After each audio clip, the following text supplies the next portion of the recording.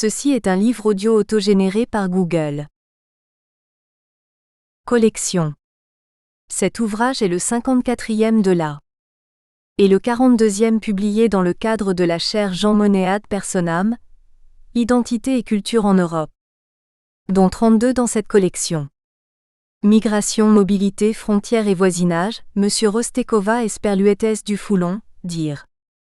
Citoyenneté et nationalité en Europe, articulation et pratique, Gérouet, dire. Nation, culture et entreprise en Europe, Gérouet, dire. Production et perception des créations culturelles, H. Balintova et Sperluetji Palkova, dire. La photographie, mythe global et usage local, Idishev et Gérouet, dire. Usage de l'Internet, éducation et culture, Gérouet, dire. Usage politique des nouveaux médias, Gérouet, dire.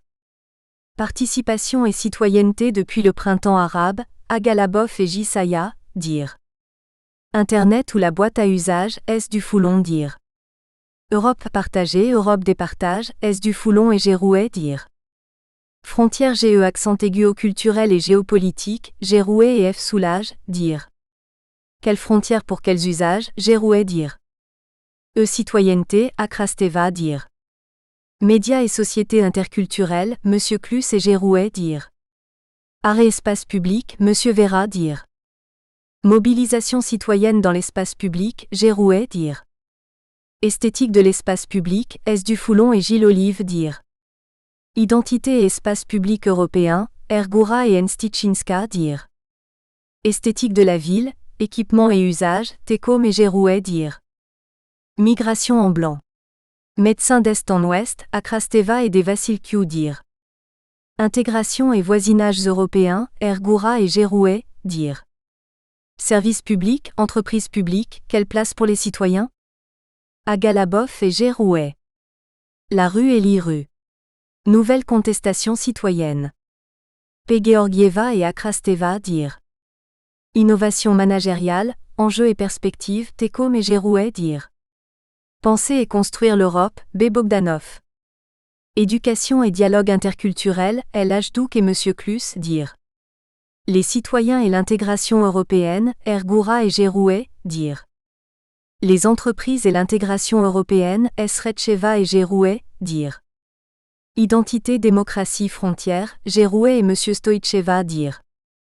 Diplomatie plurielle, acteurs et enjeux, Ergoura et Gérouet, dire. Diplomatie plurielle. Champs et perspectives, M. Atarsa et Peterem, dire.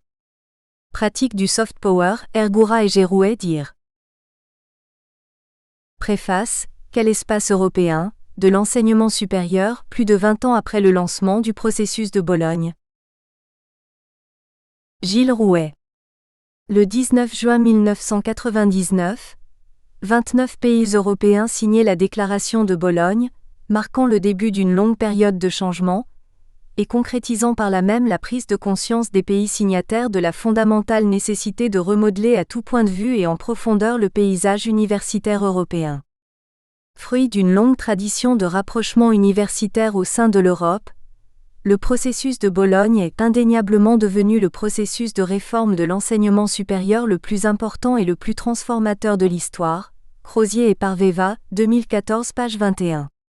Il constitue une étape fondamentale dans la construction européenne, susceptible de renforcer ou de construire l'attractivité des établissements d'enseignement supérieur pour augmenter la mobilité interne, au périmètre du processus de Bologne et notamment grâce à une harmonisation des formations, mais aussi externes. Il s'agit in fine de faire de l'université un acteur majeur de la construction d'une Europe plus complète et plus ambitieuse, s'appuyant notamment sur le renforcement de ses dimensions interculturelles, sociales, scientifiques et technologiques. Déclaration de Bologne, 1999. Le processus de Bologne est novateur à bien des égards. En premier lieu, son impulsion initiale comme sa naissance ont eu lieu hors du cadre des autorités européennes, car l'initiative en est revenue principalement aux pays signataires de la Déclaration de la Sorbonne, Allemagne, France, Italie et Royaume-Uni. Son caractère inédit tient ensuite à la nature du projet et à l'ampleur des transformations à entreprendre en vue d'une harmonisation, d'abord architecturale, puis progressivement focalisée sur les questions des learning outcomes, de l'employabilité, de la qualité et des compétences interculturelles et linguistiques et vers la création d'un espace européen d'enseignement supérieur, EES. Enfin, un mode de pilotage sur 3 niveaux a été mis en place, imbriquant différentes logiques. Logique stratégique non normative au niveau supranational qui fixe objectifs et priorités, logique coercitive, la plupart du temps au niveau des États signataires, et logique d'instrumentation permettant la traduction des objectifs et priorités en instruments ou démarches au niveau local. L'implémentation progressive du processus de Bologne est synonyme pour les établissements d'enseignement supérieur européens d'évolution indispensable et fondamentale, notamment en termes de gouvernance et de gestion, non sans véhiculer un sentiment de flou, un manque de clarté, pouvant nuire à l'appropriation nécessaire du processus par les acteurs en charge de son implémentation, les acteurs de l'université, LIPS 2016. 48 pays membres, des milliers d'établissements d'enseignement supérieur dans le désormais espace européen d'enseignement supérieur, autant de réponses organisationnelles apportées aux chantiers inhérents aux mutations du monde universitaire, autant de stratégies, autant de manières de s'approprier ou de critiquer le processus et de rester visible. Plus de 20 années après la signature du processus de Bologne, il est intéressant de procéder à un bilan de son implémentation. Il s'agit de se concentrer notamment sur sa dimension processuelle et sur les évolutions et les réponses apportées à sa mise en pratique en termes organisationnels et stratégiques par les établissements d'enseignement supérieur concernés. Le champ d'étude du processus de Bologne d'un point de vue managérial est encore très ouvert et peu exploré. Pour autant, le regard porté au processus de Bologne ne saurait être exclusivement managérial. En effet, son objectif de départ étant de faire des établissements d'enseignement supérieur européens les instruments d'un renforcement de la construction européenne, un regard de politiste sur la question apparaît complémentaire à une réflexion issue des sciences de gestion. En outre, la question des apports interculturels et identitaires surés pour l'eurogénération devrait être abordée. Une génération d'easy jet-setters, habituée à voyager et à parcourir les pays du continent européen à moindre frais, fait émerger une nouvelle idée de la reconnaissance du temps passé dans un pays européen voisin. Une nouvelle mobilité s'est désormais installée. Pour autant, les mouvements identitaires récents comme Pegida en Allemagne de l'Est redéfinissent l'Union européenne comme une forteresse ouverte uniquement aux ressortissants des États, et encore, c'est sans compter la hiérarchie implicite entre les Européens. Bonner 2018. Top-down et bottom-up, stratégie et pilotage. Les grandes lignes, non normatives, du processus de Bologne sont dans un premier temps dessinées au plan supranational. Elles descendent ensuite, dans une logique top-down, vers les établissements d'enseignement supérieur.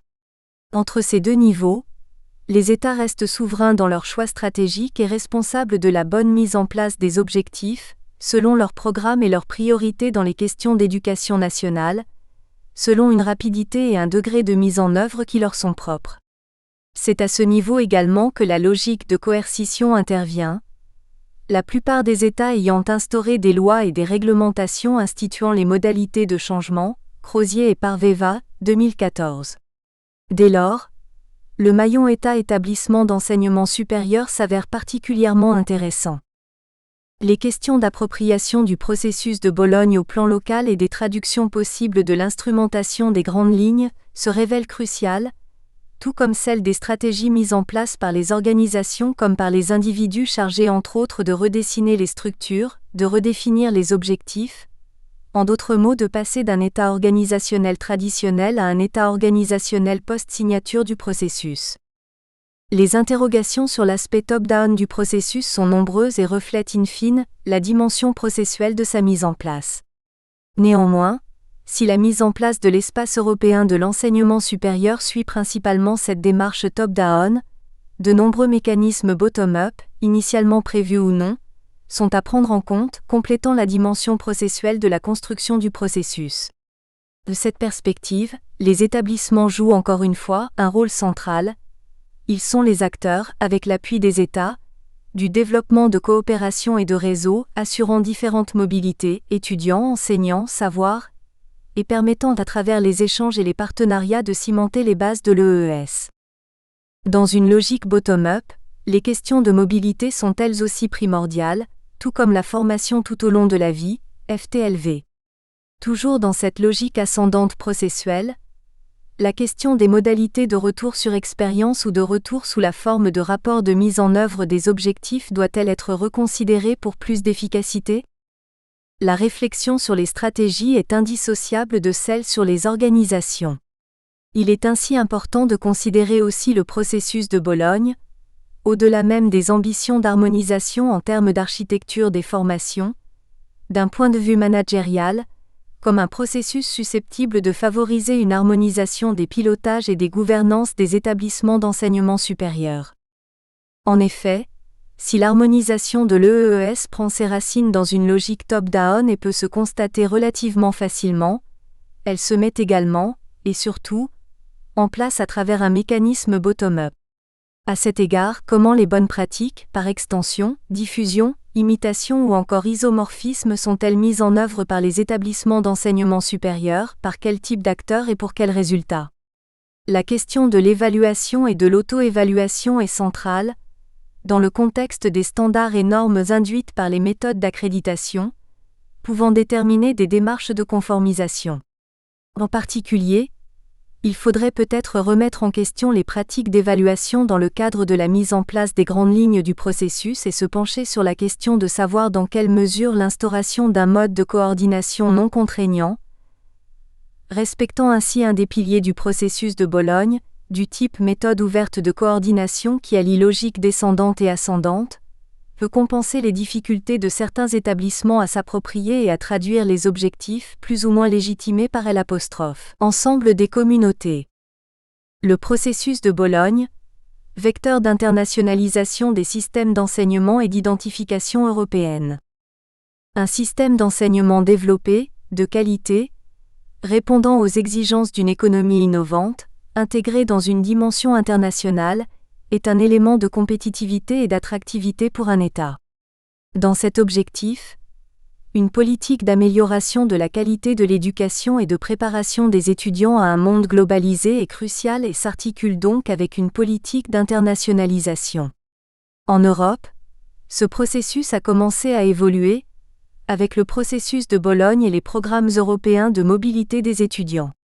Le renforcement de la coopération internationale entre les établissements d'enseignement supérieur est non seulement une source de soft power, mais aussi d'amélioration de la qualité de l'enseignement.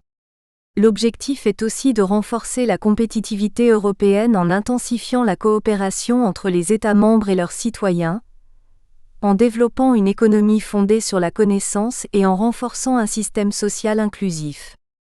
Le processus de Bologne s'inscrit dans cette démarche, et il est intéressant de le mettre également en perspective avec l'évolution de l'identité de l'Union européenne, voire des identités des citoyens de l'Union européenne.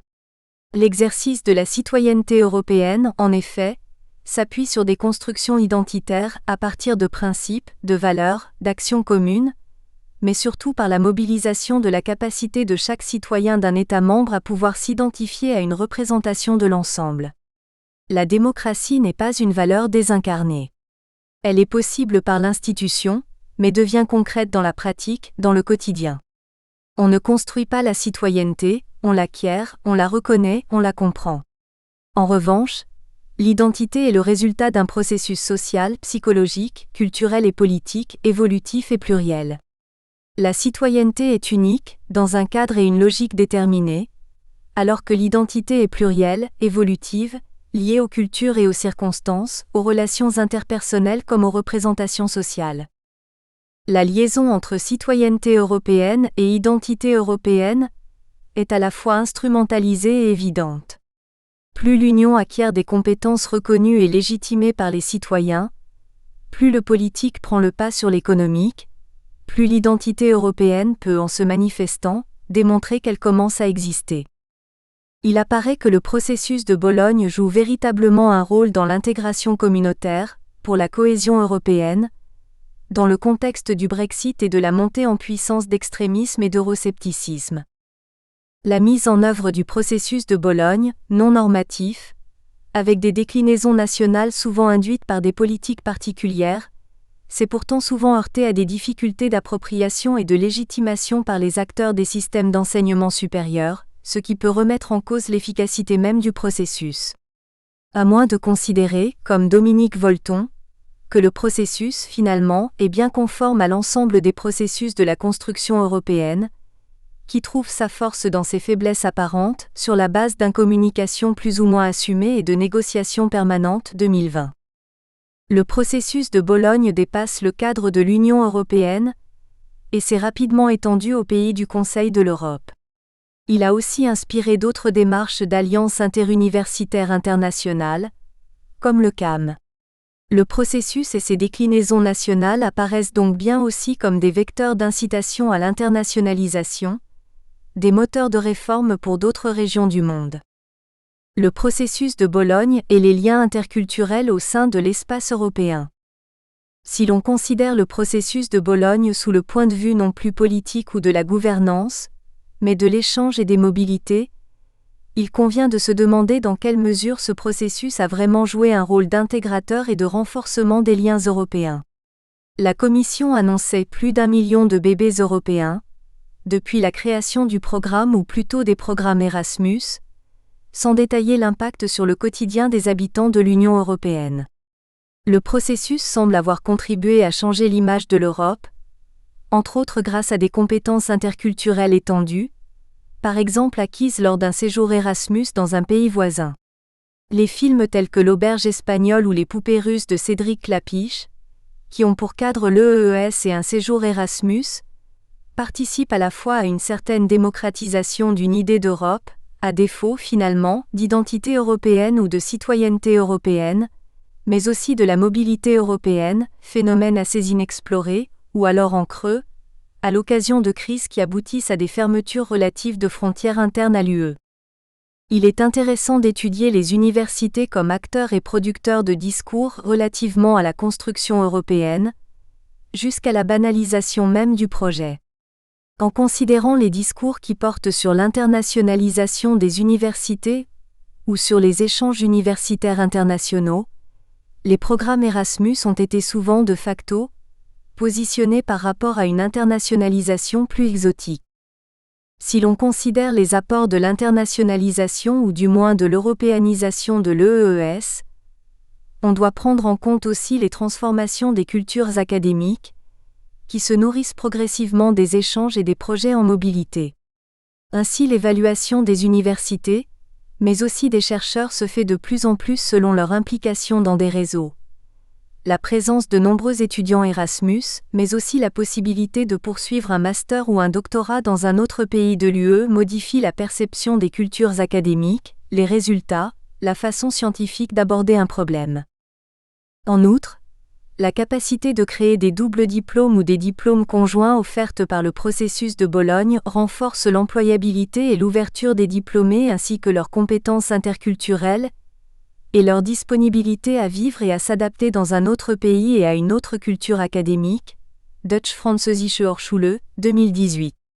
La possibilité de penser et d'écrire dans plusieurs langues, mais aussi la quasi-obligation d'écrire ou de communiquer en anglais, modifie la façon de travailler des scientifiques et des étudiants, y compris les évaluations et pourquoi pas les résultats, car à nouveau texte théorique s'appliquent de nouvelles méthodes. Les résultats des recherches et des travaux s'enrichissent donc de ce processus d'ouverture et de convergence. Enfin, l'aspect mobilité des établissements de l'EES renforce aussi, à long terme, l'effet soft power grâce à la mise en place de mesures spécifiques pour les internationaux et les échanges, NAI 2019. Les aspects socio-psychologiques et structurels se trouvent transformés par les aspects convergents impliqués par Bologne et créent un nouvel espace scientifique européen. Néanmoins, même si les compétences linguistiques se trouvent augmentées, il n'est pas évident que les compétences et les connaissances interculturelles augmentent. Au contraire, on peut poser l'hypothèse que des stéréotypes sont construits suite aux courtes mobilités. L'image du voisin européen se retrouve alors ourlée de clichés d'autant plus fondés que les personnes qui les colportent ont l'autorité de celles qui y ont vécu. L'EES n'est finalement qu'un élément de la construction européenne, à ne surtout pas considérer de manière isolée. Référence. Bonner, AC, 2017, Les discours de peur en ex-Allemagne de l'Est, Pegida, AfD Echo, Hermès, La Revue, Incommunicabilités européennes CNRS 77.1, pp 87 à 91. Crozier D. Esperluette Parveva T. 2014, Le processus de Bologne, son impact en Europe et dans le monde, Institut international de planification de l'éducation, Paris, UNESCO. Déclaration de Bologne, 19 juin 1999, disponible sur http://www.unige.ch/basic-basic-basic-déclaration-bologne.pdf. Deutsch-Französische Hochschule, 2014, Ergebnis der Absolventenstudie 2014, Saarbrücken. Education, Audiovisual and Culture Executive Agency, EMJMD Catalogue, https://eaca.ec.europa.eu/erasmus-mjmd-catalogue-bahan, 25 janvier 2019. Jones, E. Esperluette Brown S. 2007, Contextualizing International Higher Education. Chapter 15 in Brown S. Esperluette Jones, E. ed. Internationalizing Higher Education, London New York Routledge, pp 195 à 200. Lisk B. 2015, Internationalizing the Curriculum, London Routledge Col. Internationalization in Higher Education Series. Lips C. 2016, L'appropriation du processus de Bologne par les acteurs de l'université, enjeux et perspectives, thèse de doctorat, Université de Versailles-Saint-Quentin en Yvelines. Nye, J. 2005, Soft Power and Higher Education, Forum for the Future of Higher Education, Cambridge, MA, disponible sur http://forum.me.edu/article/soft-power-and-higher-education consulté le 25 janvier 2019. Volton D. 2020, Vive l'incommunication. La victoire de l'Europe, Paris, Editions François Bourrin. Gilles Rouet est professeur de sciences de gestion et du management et dirige l'Institut supérieur de management, IAE de Versailles-Saint-Quentin en Yvelines, Université Paris-Saclay, depuis janvier 2015. Titulaire d'une chaire Jean Monnet ad personam en études interdisciplinaires sur l'Union européenne depuis 2009, il a coordonné différents programmes européens entre 1993 et 2011 et occupé les fonctions d'attaché pour la coopération universitaire, scientifique et institutionnelle à L', ambassade de France en Slovaquie, 2004 à 2008, puis en Bulgarie 2010 à 2014. Introduction, l'espace européen de l'enseignement supérieur. Mythe et réalité numérique. Anne-Coralie Bonner. À l'heure où en 2019, l'on réunissait tous les auteurs de ce volume pour tirer les conclusions de 20 années de convergence et de reconnaissance universitaire à la suite de la signature en 1999 du processus de Bologne, personne ne s'attendait à ce que le paysage universitaire européen soit modifié, complexifié par la crise due à la pandémie de Covid-19, dématérialisé, numérisé, et ce quelques mois seulement après. En imposant en mars 2020 un confinement total ou partiel de la population en France et dans de nombreux pays européens, voire du monde, c'est un nouveau rapport à l'enseignement supérieur qui se met en place. Cours à distance, numérisation forcée des relations sociales, apéro Skype, YouTubisation de l'enseignement supérieur, mais aussi inégalité de l'accès au savoir, aux outils informatiques et aux ressources, de même qu'à un espace de travail calme permettant la concentration. C'est avant tout la fonction sociale de l'université comme institution et comme cadre d'apprentissage qui disparaît. Les enseignants-chercheurs se retrouvent ainsi surchargés par la création, parfois du jour au lendemain, de contenus adaptés, l'enregistrement de cours magistraux dans leur salon, parfois sans matériel, Pignol 2020, au détriment du temps normalement consacré à la recherche, à la création de nouveaux savoirs et au travail administratif, Université de Neuchâtel 2020.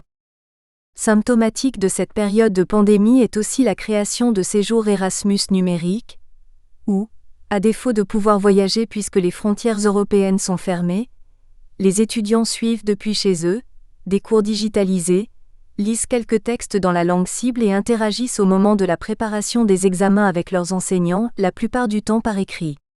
Mais l'intérêt pour les étudiants Erasmus, le charme du séjour à l'international, s'évapore avec un Erasmus digital, Car qu'en est-il de la vie de campus, des repas collectifs, de l'interaction avec les étudiants, de tout ce qui fait la force du curriculum internationalisé dans son ensemble? L'été dernier, moi-même encore résidente à Leipzig, où j'étais inscrite en thèse, je croise dans ma librairie internationale préférée nommée à juste titre Polylogue, un étudiant Erasmus français désœuvré qui a profité de la réouverture des frontières pour venir visiter la ville où il a fait son Erasmus. Numérique, cela va sans dire précédemment. Or l'étudiant trouve un campus déserté, des bars sans étudiants ou presque et des fêtes Erasmus vidées de tout sens et de tout échange, échanges qui font pourtant la richesse et l'intérêt pour la citoyenneté et la construction européenne des échanges Erasmus et de l'espace européen de l'enseignement supérieur, EES. Dénué de chercheurs et d'étudiants, qu'est-ce qu'un espace européen de la recherche commun s'il n'y a plus cette base d'échanges qui font vivre depuis 20 ans avec le processus de Bologne, et plus de 30 avec Erasmus, l'EES? La crise Covid-19, en revoyant les chercheurs à leur solitude et les étudiants en isolement, rend visibles ceux qui sont d'ordinaire invisibles, Penny 2020. Les étudiants en situation de précarité, tributaires d'un job à temps partiel, voire à temps plein, qui leur permet de survivre et de poursuivre des études, les étudiants qui n'ont pas d'ordinateur, pas d'imprimante, pas endroit calme pour étudier, qui, une fois rentrés chez leurs parents pour ne pas être isolés sur des campus désertés ou suite à la fermeture de ceux-ci, doivent mettre la main à la pâte dans l'entreprise familiale ou s'occuper d'un parent malade, Tarou 2020. Les étudiants ultramarins issus des dom-toms, dont les familles sont à parfois plus de 24 heures de vol de la métropole, abandonnés dans 9 mètres carrés sur des campus vides, sans ressources alimentaires ni familiales.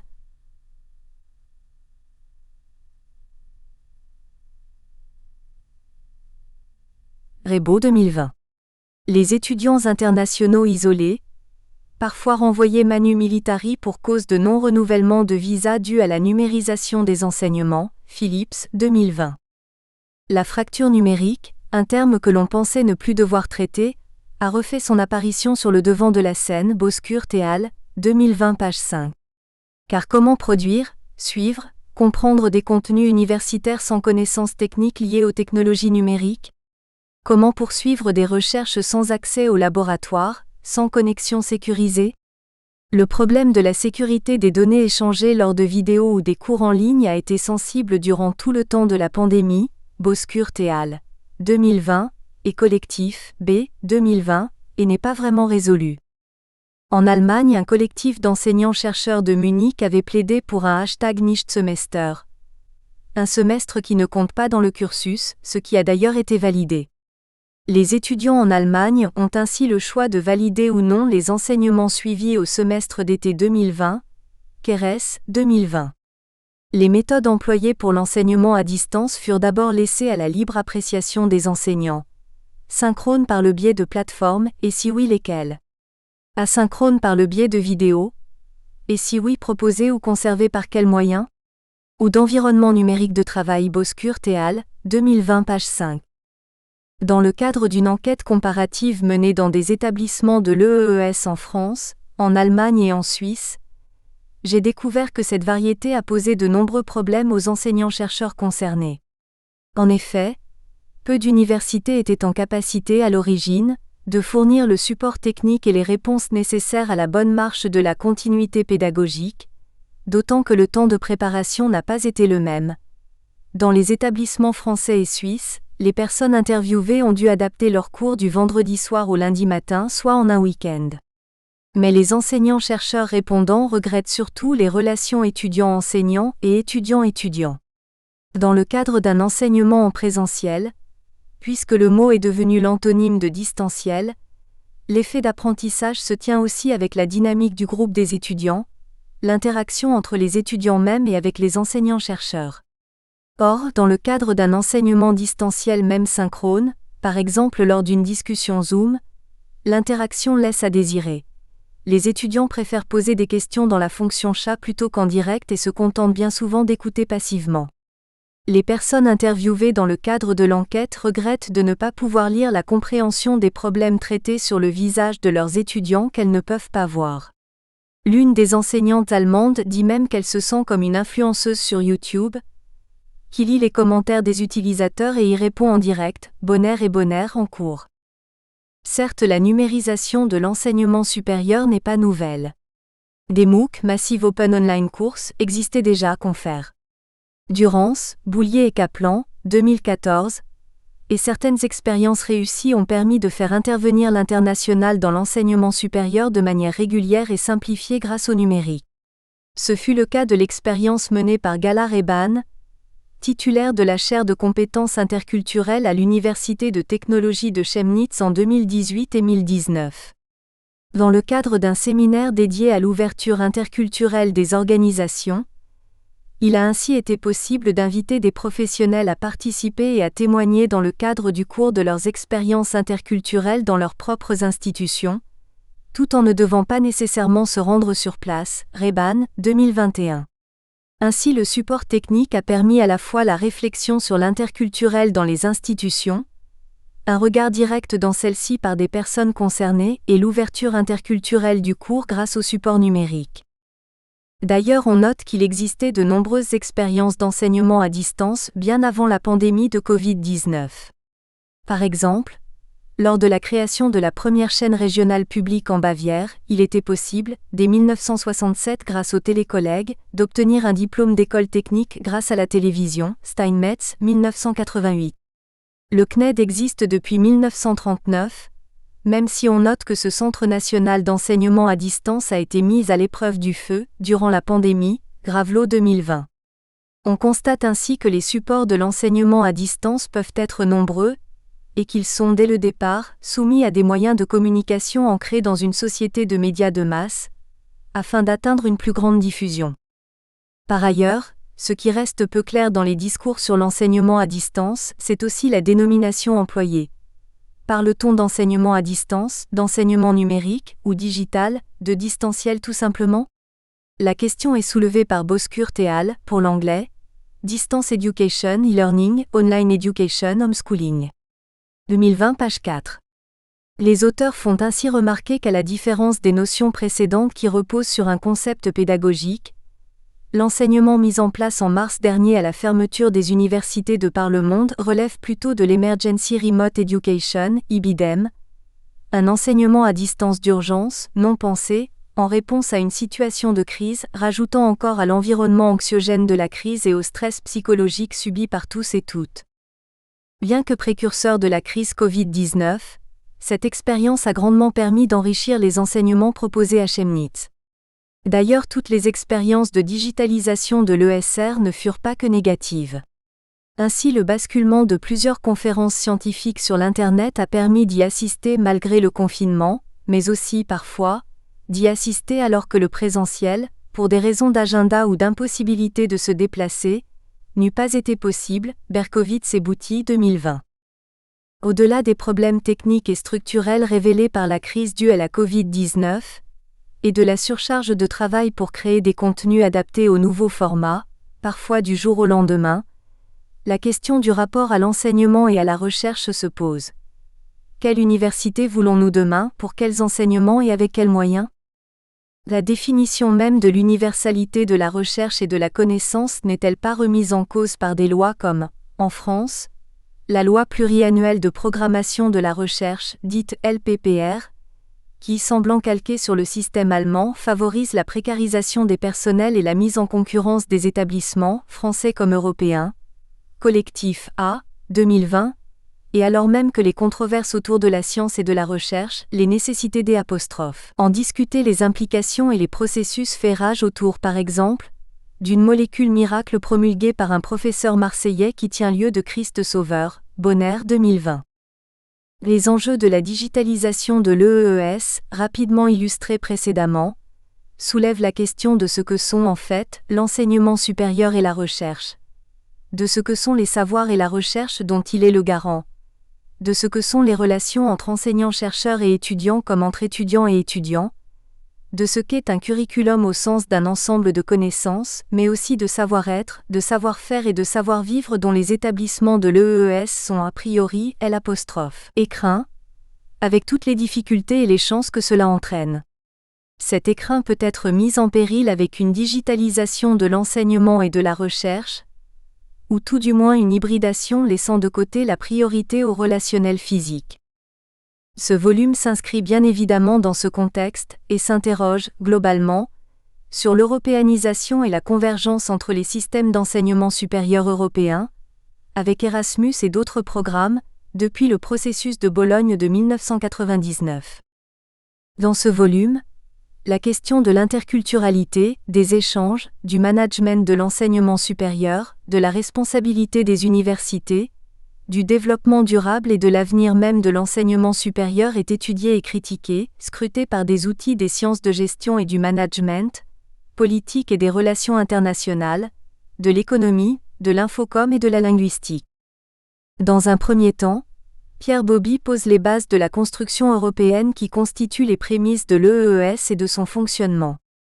Janka Kubekova et Sperluette Monika Zazrivkova reviennent dans le chapitre suivant sur la politique linguistique européenne et montrent à l'exemple de la Slovaquie que le plurilinguisme est une condition sine qua non pour la réalisation d'une Union européenne vivante et faite d'échanges. Dans le troisième chapitre, Carole Chapin, Alexandre Arlin et Léo Martin reviennent sur la gestion de la mobilité des enseignants-chercheurs dans le cadre de l'EES grâce au point de vue des ressources humaines pour analyser comment la HSR4R forme plus un cadre théorique que pratique de mise en place de stratégies déclinées au plan local. Au cours du quatrième chapitre, Maria Rostekova, Eva Molnarova et Radovan Goura présentent les résultats de l'analyse du discours des journaux slovaques sur la place de la formation professionnelle dans l'enseignement secondaire et supérieur en Slovaquie et mènent une réflexion sur les liens entre discours médiatiques, décisions politiques dans le domaine de l'éducation et niveau d'acceptation de la formation professionnelle dans la société. Les deux chapitres suivants proposent une analyse de la résilience des universités, dans une perspective d'anticipation de l'avenir. Dans le chapitre 5, Ramona Tiganasu compare les indices de développement pour montrer le rôle des politiques européennes de recherche et développement dans la résilience des universités, avec un focus tout particulier sur la Roumanie. Marie Stage, dans le chapitre 6, analyse le rôle des universités à l'aune du concept de responsabilité sociale des universités pour réfléchir au rôle que celles-ci ont face à la question du développement durable, réclamée par les enseignants-chercheurs et les étudiants, dans un contexte de transfert de mode de management des entreprises vers les universités. Dans le chapitre 7, Méanier Désiré Blé décrit la mise en place de la réforme LMD en Côte d'Ivoire et les réactions des universitaires. Dans les chapitres 8 et 9, la question de l'interculturalité amenée par l'ouverture des universités grâce aux échanges est traitée, d'un point de vue théorique et pratique. Lana Hanzova et Lubica Plizowska évaluent l'acquisition de compétences interculturelles et leur identité européenne d'étudiants Erasmus en Slovaquie, en retour de mobilité et en échange à Banská Bystrica, puis Anne-Coralie Bonner et Stella Retcheva détaillent comment, contrairement aux idées reçues, l'interculturel n'apparaît pas comme par magie à la suite de l'internationalisation, mais est au contraire l'objet de négociations et contextualisation de tous les jours. Enfin, en conclusion de l'ouvrage, Christophe Lips revient sur l'ensemble des contributions qui, au fond, partagent toute l'idée que la construction de l'EES ne peut s'effectuer isolément de son environnement, mais en pleine conscience de sa complexité. Référence. Merkovits H. et Sperluette Bouty I 2020. Les conférences scientifiques en ligne offrent un potentiel de diffusion, d'ouverture et de socialisation inouï. lemonde.fr, 14.07. Bonner AC et Sperluette Bonner R. Enseignement à distance durant la pandémie de Covid-19. Apparaître. Bonner AC 2020. Raoult Social Distancing and the Rebellious French, a Reflection on Covid-19 Treatments Online Debate. Social Anthropology 28, numéro 2, pp 226 à 27. Woskurt, A. et al. A Global Outlook to the Interruption of Education due to Covid-19 Pandemic. Asian Journal of Distance Education 15.1, pp 1 à 126. Breton L. 2020. Camille Peny, cette crise rend visible ceux qui sont d'ordinaire invisibles. libe-accent-aiguration.fr 24.03. Collectif A. 2020. Non à la télésurveillance des examens. libe-accent-aiguration.fr 12.05. https://www.liberation.fr/de-bas/de-2020/05/de-télésurveillance-des-examens-bas. 1788119. Collectif B, 2020, l'université allemande comme horizon de la LPPR? Blog de Jérémy G. 12.05 sur https://blog-jérémy-g-blog.media.part.fr/blog-jérémy-g-blog-blog.media-part.fr/l-LPPR. Accès le 19-10-2020.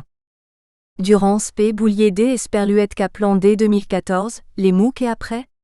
Le journal de l'École de Paris du Management, 109.5, pp 22-30. Gravelot, S. 16 mars 2020. Pour le CNED et son avenir, c'est l'épreuve du feu, lemonde.fr, accès le 17-8-2020.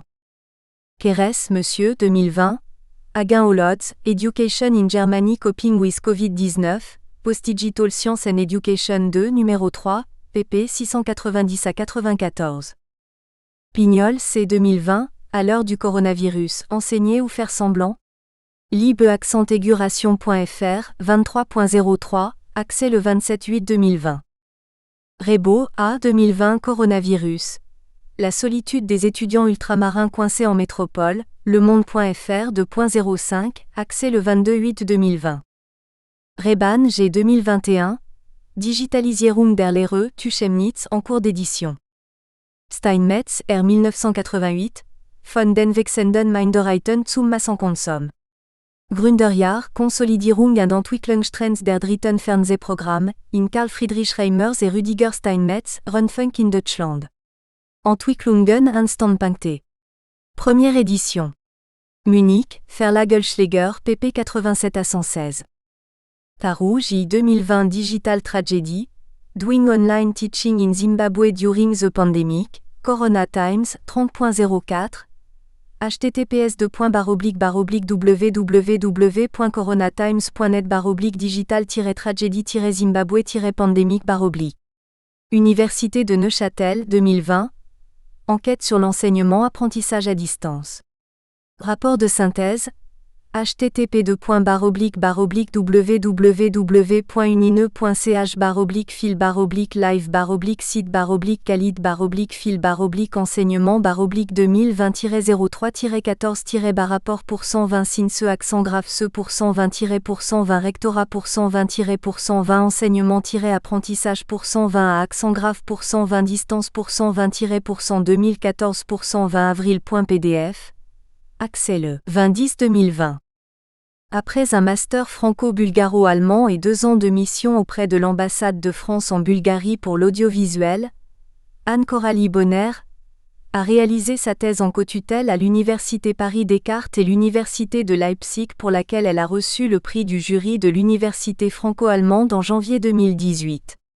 Elle travaille de 2016 à 2020 à l'Université de technologie de Chemnitz, d'abord en tant que chargée de recherche pour le projet Intégration académique des étudiants internationaux, auprès de la chaire de compétences interculturelles puis en tant que remplaçante de la chaire de pédagogie interculturelle.